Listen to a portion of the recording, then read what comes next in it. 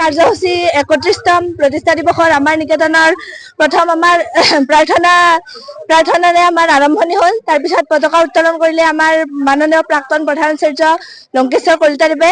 তাৰপিছত আমি এয়া আপোনালোকে দেখাইছেই পথ সঞ্চালনৰ বাবে ওলাই আহিছো।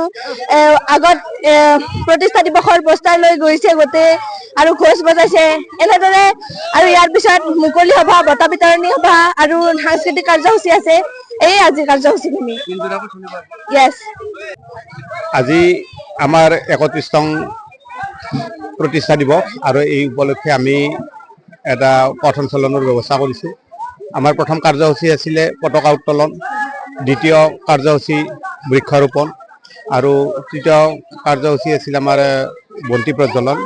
আৰু ইয়াৰ পিছতে চতুৰ্থ কাৰ্যসূচীত আমি পথ সঞ্চালন মানে যিটো ৰোড মাৰ্চ বুলি কয়, আমি ছাত্ৰ ছাত্ৰীৰ দ্বাৰা এই কাৰ্যসূচী বৰ্তমান চলি আছে। আৰু ইয়াৰ পিছতে আমাৰ আছে প্ৰাচীৰ পত্ৰিকাৰ উন্মোচন আৰু তাৰ পিছতে আমাৰ মুকলি সভা হ'ব। তাতে নিৰ্দিষ্ট বক্তা থাকিব, নৱকুমাৰ পাঠক, আৰু মুখ্য আলহী হিচাপে আমি টংকেশ্বৰ পাঠক তেখেতক মাতিছোঁ। তেখেত আমাৰ CRC আৰু লগতে বিভিন্ন সাংস্কৃতিক কাৰ্যসূচী আছে, মানে ডেন্স আছে, সংগীত আছে, এনেকুৱা নাটক আছে। গতিকে আজি দিনজোৰাকৈ চলিব। ৰাতিপুৱা ৮ বজাৰ পৰা আমাৰ কাৰ্যসূচী আৰম্ভ হৈছে আৰু লগতে আমাৰ বঁটা বিতৰণীও থাকিব। যিবিলাক স্থানপ্ৰাপ্ত ছাত্ৰ ছাত্ৰী তেওঁলোকক বঁটা প্ৰদান কৰা হ'ব।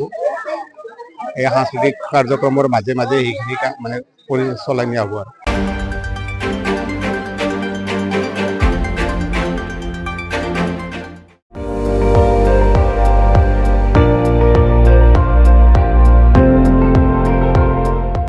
আৰু আপুনি চাই আছে ND24, সৰ্বশ্ৰেষ্ঠ নহয় সৰ্বোত্তমৰ দৌৰত।